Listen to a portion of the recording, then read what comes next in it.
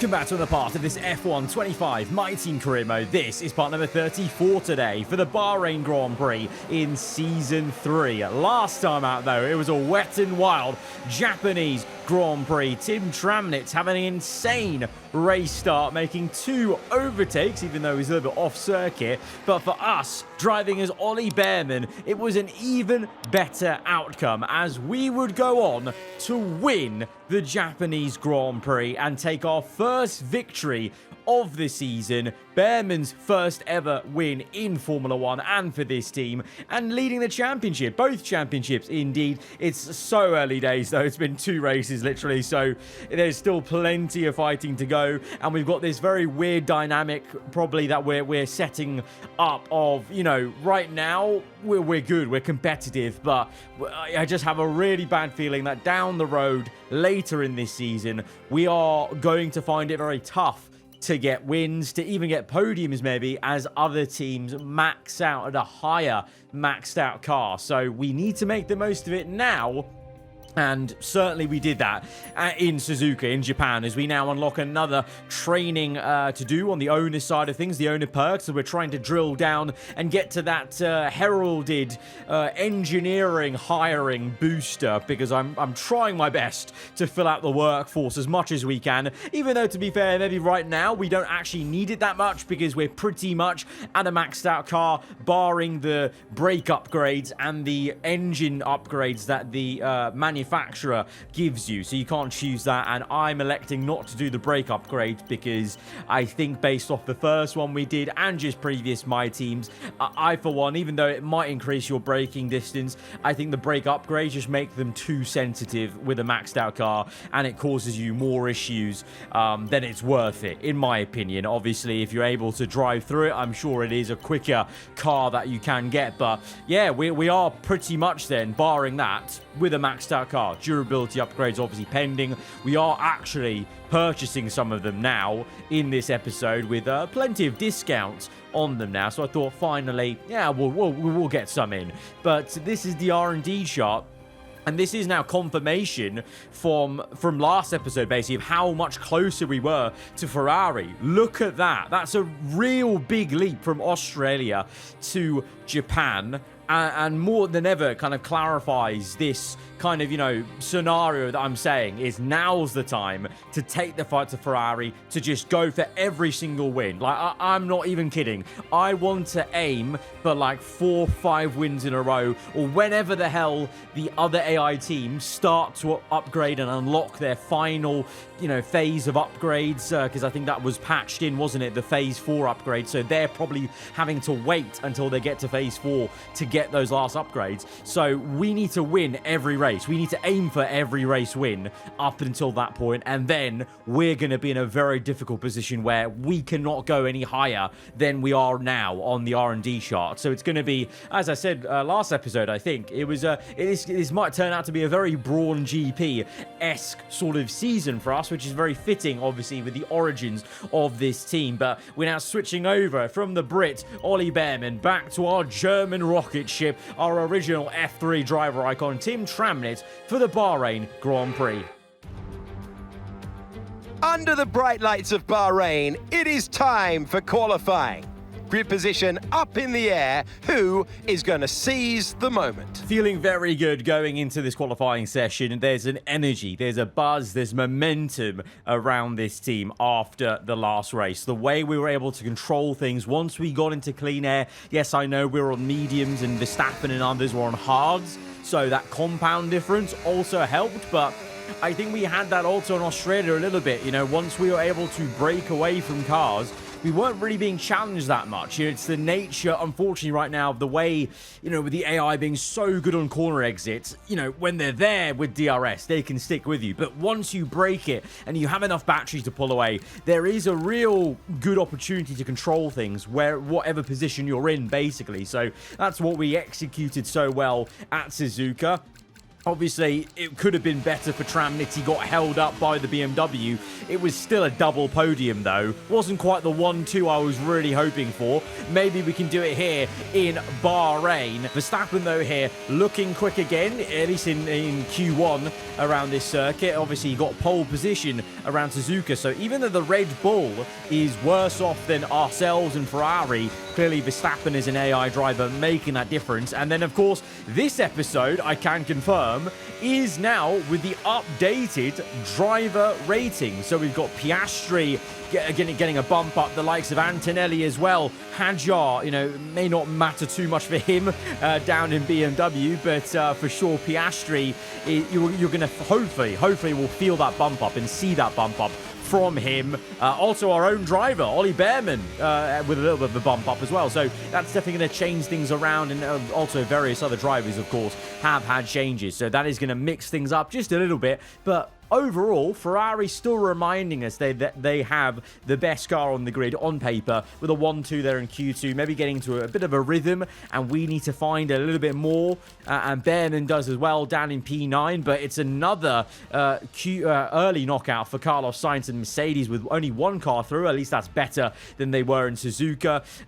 One Williams through of Tsunoda doing very, very well, but then it's both McLarens, the Ferraris, the Red Bull, and ourselves, and it very much feels like that's the kind of, the battle at the start of this season. It's us versus Ferrari. Red Bull maybe can mix it up occasionally. McLaren, we haven't really seen their full potential yet. I think, they looked pretty slow around Suzuka. They look a bit better here, so let's see how it goes. But for us, first lap on the board, 3/10 down from Behrman, who is on provisional pole, though. In the first laps, Behrman on provisional pole. We're both ahead of the Ferraris, though, as we've found another gear. We've found a little bit more pace in the last part of qualifying. And for us on our second flyer, unfortunately, no quicker. Yellow, purple, yellow. And that means Ollie Behrman going from strength to strength. We won the race driving as him, but now as an AI, he's been buoyed by that. The focus is up, and he's got pole by 0.3 of a second to myself.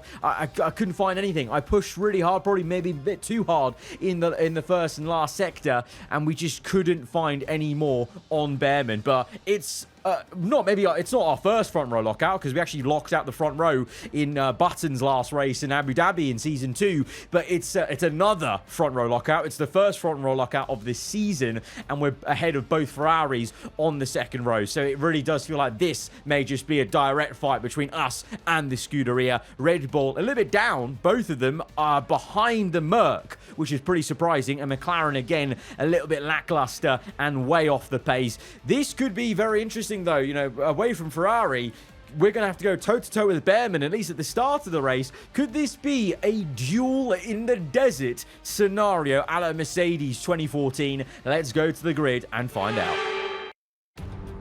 Originally, it was a race against time in 2004 to get Sakir ready for its Grand Prix debut.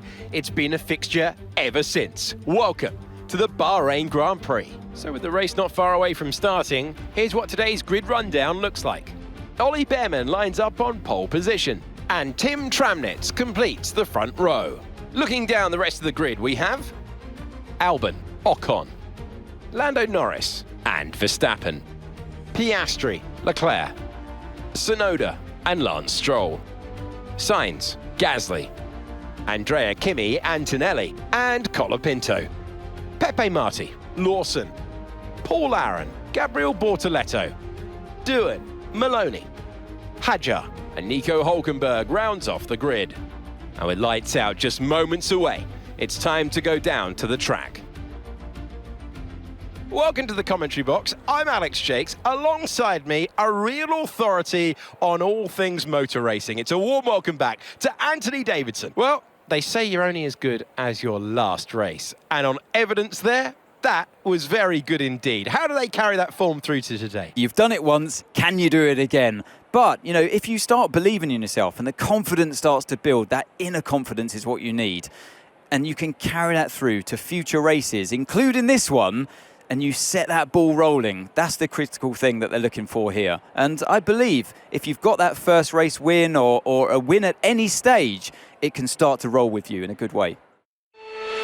It's a long run down to turn 1, and our teammate is alongside us on the left. It is going to be a very interesting turn 1, and then after that as well, strategy is going to be interesting. Bahrain has been very tough on the tyres on F1 25, and seemingly the tyres with that R&D reset, even though we've got the upgrades back on the car, for the entire grid, it kind of seems like they're not as effective, and it actually has had a permanent change on the tyre wear a little bit, because we've had more stops, just seemingly more tyre wear with, you know, AI mistakes, a few little sideways moments. We've obviously felt it. We've got a puncher, for goodness sake, in Australia at the end of the first stint, so that could be a real question mark, as myself and Bearman, we start on medium tyres. We're the only ones, it seems like, in at least the top 5 circle, maybe top 7. I think the Red Bull's also on hards.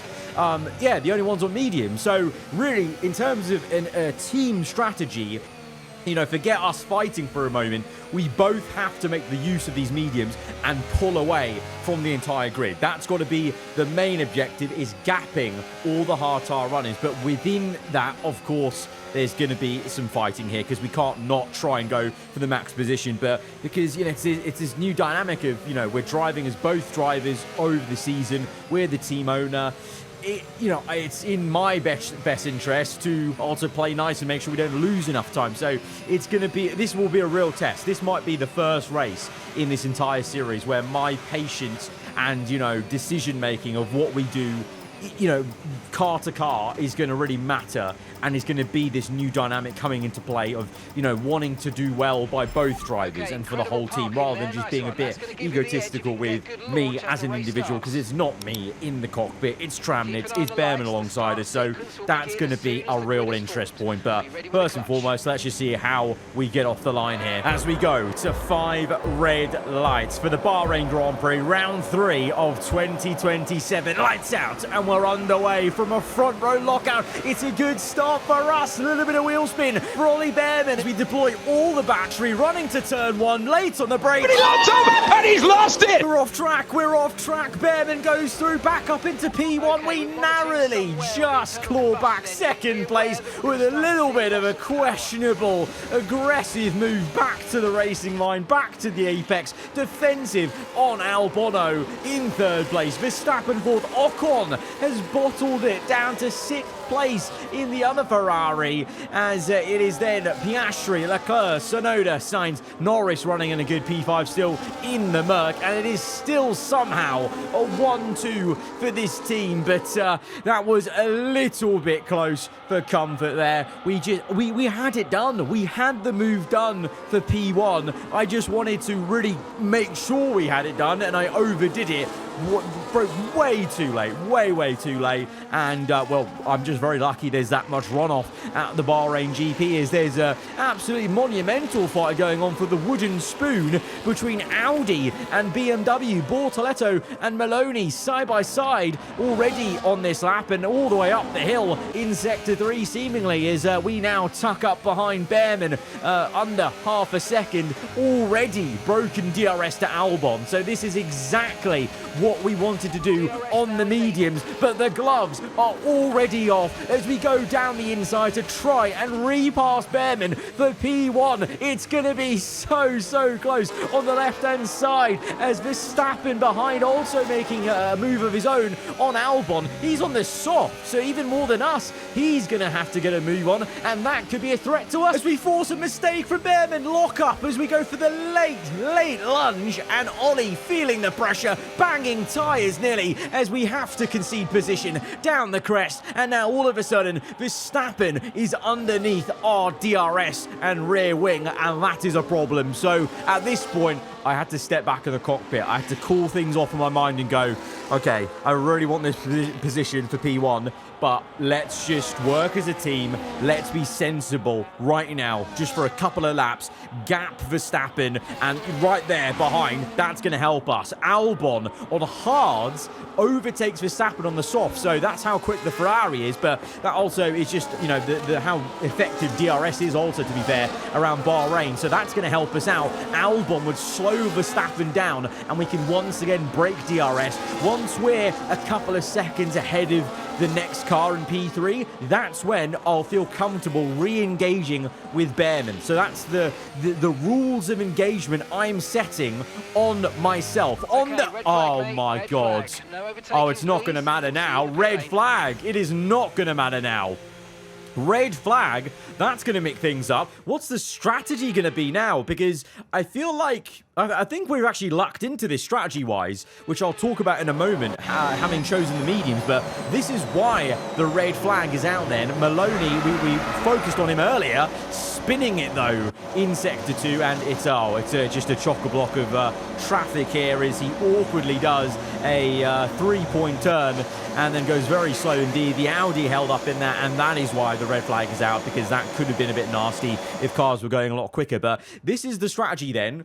The AI engineers think we should go hard. I think the same, because that was obviously our strategy anyway. It was medium, hard, knowing how high the tire is, but we can still do this even though we're now going onto the hards a lot earlier, because they do go that long. Just normally in a race, you want to go even quicker on them. But the thing is, the others that start on hards, they've now got one less hard to choose from. They don't have an allocation, so they might be screwed over. They might have to go to a medium right now, or a soft even, and that's going to make things very tricky for them later on in the race. So I think it's advantage for this team, both myself and Bearman, having the luxury of going to 2 hard tyres for the rest of the... Oh, what? Really? What? As we go to 5 red lights for the second time, Bearman has chosen softs. What's going on? That is not the way to go about it, as we do get minced off the line by Albon. The hard compound 2 steps harder than the soft compound for Piastri, Albon, Verstappen. Everyone, it seems like, is on softs or mediums behind us, because most of them chose the hards at the start of the race. So like I said, they don't have the allocation. They could reuse the hard tyre they started on, but it's already had 4 laps of heavy fuel running, so we are in an advantage. But Bearman's not decided to take that advantage. He's on the softs as well. Maybe he just doesn't want to fight us. Maybe he saw what happened in the first laps and thinks, I don't fancy that. I want to pull away as well. So now we've got a difference in strategy between our 2 cars, and it wasn't my decision to do that. It's Bearman's AI, and it won't matter. It won't matter, because Ollie Bearman's car goes up in smokes. No! Oh, we've lost the car. Oh, and now Albon's overtaken us. We have no battery, and Bearman is facing the barrier, and it has all gone wrong. From a race win to a DNF out of our control. An engine failure, a pretty big one, and that with a big puff of smoke. And he's out, so now it won't matter. It would have been quite interesting to see what he could do on the soft and then going to a hard maybe. And there's so much fighting going on this race elsewhere, by the way, down the grid. Colapinto versus Antonelli just behind Gasly as well. There's so much movement on the bottom as well that we just can't show you all of the action, with Paul Aaron getting a little bit of a squabble on with Duel, the 2 Audis fighting the BMWs. But what there will not be is a double fight between the AAR cars. There will be no duel in the desert. Well, we got a somewhat little spar, but there's no proper duel. It has been cut short, and we have now on purpose let Piastri by, because Albon minced me, and my only hope to hold on to the Ferraris is to get them slowed down, and Piastri is that ticket. Just someone. It could have been Verstappen as well. Anyone that wasn't a Ferrari car, I was going to let by there for second place, because I need someone to chase after Albon and slow him down, because otherwise,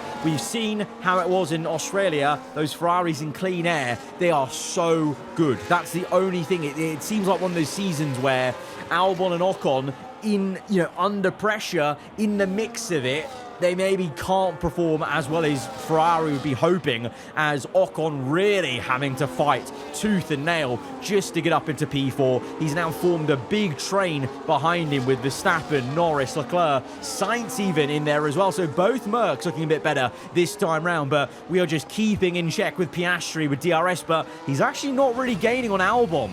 Albon pulled away regardless. So lap 9, My master plan didn't really work, so forget everything I just said. I'm going to re-overtake Piastri because he just wasn't quick enough. The Red Bull is just not there, and it shows on the R&D chart, to be fair. And obviously, I can't catch Albon right now because I'm on hards. He's on soft, so I've just got to hope that he starts wearing out.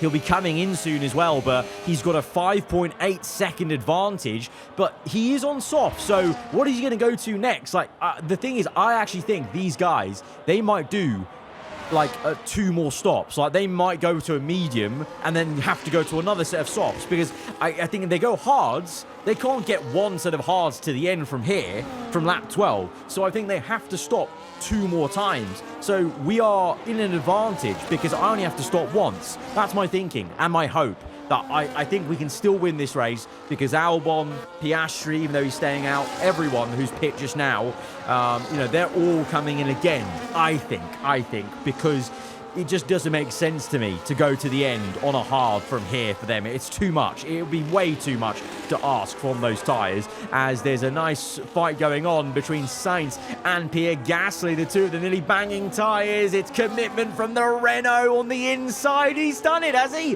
Gasly. Oh, what a move from Pierre Gasly.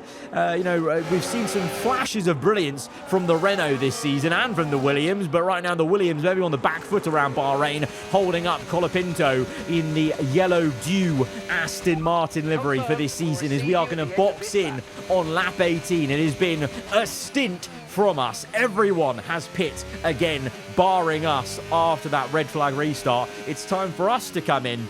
You can see the gap is Albon, 10 seconds. He will take the race lead. Piastri second, Norris, Verstappen. But I'm going to come on for another set of hards. Albon is going to take the lead, but I think he has another stop to go. He has to make another stop because he is on another set of softs. He's gone soft after the safety car. It's impossible for him not to pit again. So I think it's checkmate. I think it's checkmate in this race. We are going to win this. There is no way we can't. Everyone is on softs. I'm sorry. This is a foregone conclusion, ladies and gents. This is done and dusted. All we have to do is get this to the end, hope the engine doesn't blow up, and Bob's your uncle. We'll... No! What? No.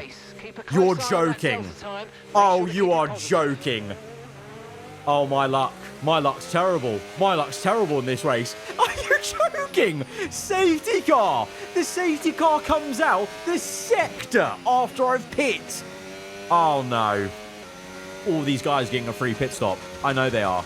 We have to come in again. We have to come in again. I'm going to tell you why. We have to come in again, because otherwise we are going to be, P1 if we stayed out. We would overtake Piastri and Albon if we stayed out. But because of the safety car, everyone's pitting, I think.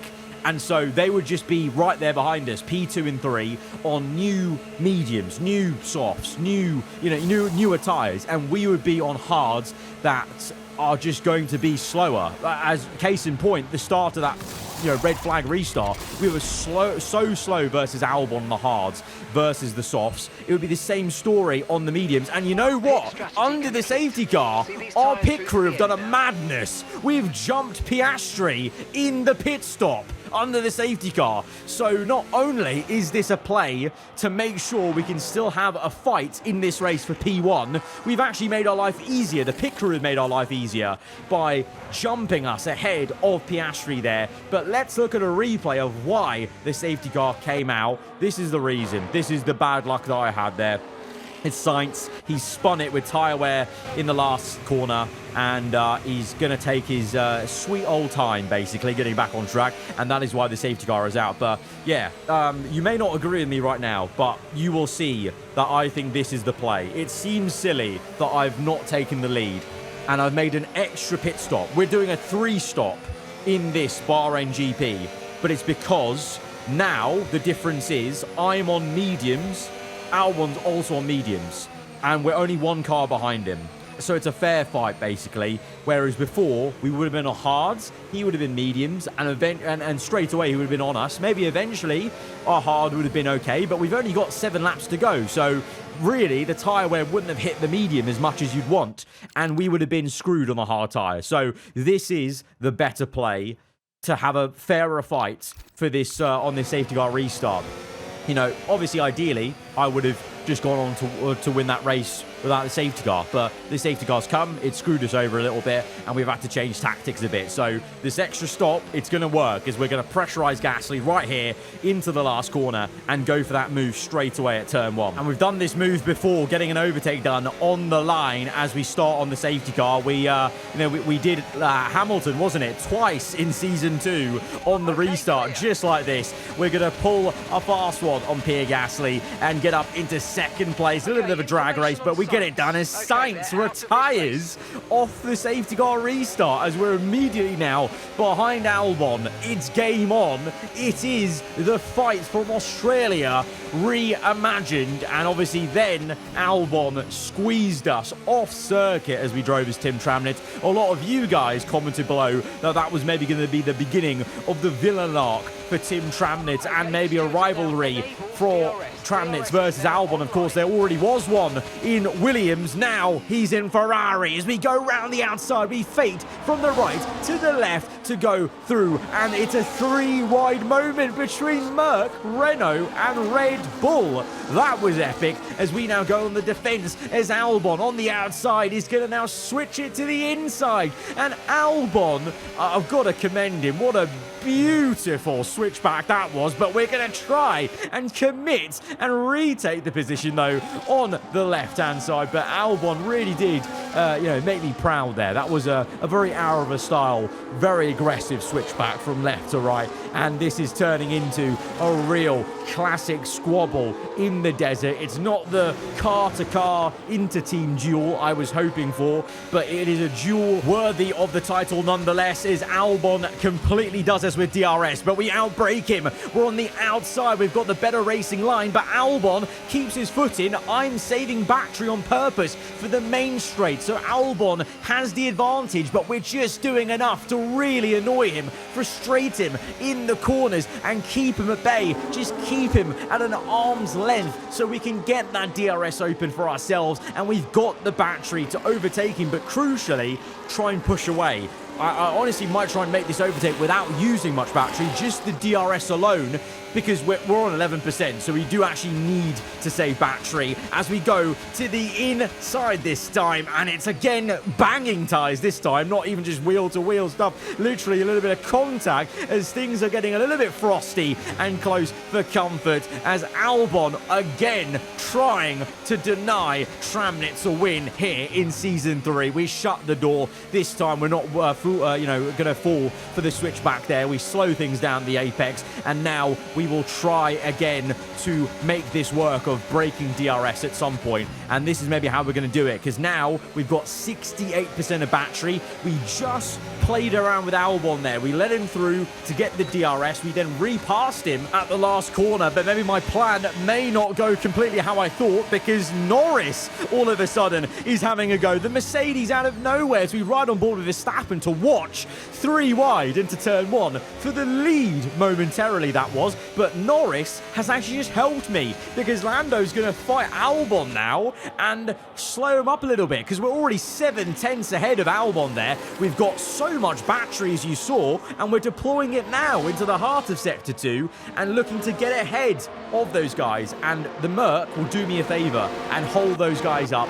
and that will give me some breathing room, as this is a replay, by the way. A lot of pit stops late in this race, tyre wear really, really bad for a lot of people, and that means all of a sudden the BMWs, they are knocking on the door of points. They're 1 place off points. It's Maloney, P12. I think there's going to be more pit stops for Leclerc. A late pit stop for him is going to see him down the order. So yeah, Maloney is going to be P11. The BMW is 1 more incident away from getting points in this race, as there's a lot of fighting going on between so many different teams, because it seems like everyone is struggling now for tyre wear on whatever compound they've chosen, or just it's all just kicking been off because they know it's only 3 laps to go. It's like the gloves are off, and it's now Norris versus Verstappen. The Red Bull cleanly round the outside, completely does the Merc, and Piastri in tow there as well. So the Red Bulls might be looking to get 3rd and 4th in this race and seal that down. But for us, at the sharp end, we've broken DRS, and now we're in no man's land. Albon is as well, and we can try and control this to the end, just as we did in Suzuka. But yeah, there you go. Maloney doing ahead in points, so the Renault will score double points there. Aaron doing very well to score some points, in Williams as well. That's pretty impressive, actually, the F2 driver in the game. But yeah, really crazy, actually, to notice that the BMs are so close to points. Probably going to be just out of reach, but it's really cool to see that maybe that little bit of luck I was talking about for the newer teams in F1, it's maybe going to come upon them at some point this season, maybe, with how things how close things are, as it's again a fight between the Red Bull and the Merc. This time it's Piastri getting it done on Lando Norris in a similar fashion to Verstappen on the outside, but the Merc, he might just keep his car in there on the inside. Yes, he will. Lando Norris might just come back at Piastri. Look, let's go on board with this, because this is turning into an insane fight. 2 former teammates, of course, now in 2 different teams. It's Red Bull v Merc, not McLaren on McLaren. And Lando's actually managed to claw it back. Maybe Piastri finally maybe gets the overtake done. Yeah, for P4. What? What's going on in this race? Everything's kicking off. Just as we made that overtake with Piastri, Ocon spun it. The Ferrari, all on his own, I think, as well. Just tyre wear, maybe. And so it's a free position for Pierre Gasly. The Renault is up to I think 6, that is. As, yeah, just spins the rear end. Just showing, even on the hards, things are a little bit tricky around here at Sakhir. At the end of this race, the Aston Martin nearly gets the free position, but that is Gasly up there in P6 then, behind Norris for Renault, flying high as onto the last lap of the Grand Prix. I've been saving so much energy, 80% over, because I knew the Ferrari had one last chance to attack. Albon is coming at us at a rate of knots. The braking DRS, it didn't last, you know, the whole time, because here he is now well within a second, just over half a second, and so we needed this battery to save it all for the last lap, to defend, because there's a pattern. The AI love to just dump all the battery in the last lap. They seem to save it for the last lap in the last, couple of laps of the race. So I just knew that was going to happen. So we tactically drove this last part of the race to have enough energy to combat Albon, and it's justice for Tim Tramnitz for the first race of the season. It's finally going to be the top step in Season 3 for our German Tim Tramnitz. Let's go. Come on, back-to-back wins in the season. First time back-to-back wins. It's a real shame about Behrman's engine failure, but there'll be another time where we can have a duel with Behrman or vice versa, driving as him. That was just awesome to get over the line. What an excellent performance this has been from Tim Tramnitz, who takes the checkered flag to win. See that they're just at one with the car, maybe really well adapted to the new regulations. They've clearly done their homework back at base, so fantastic stuff. And you get the feeling they're going to be hard to stop this season. The faces on our top 3 look so incredibly happy as they make their way up to the podium. A much-deserved victory and a brilliant performance from them all.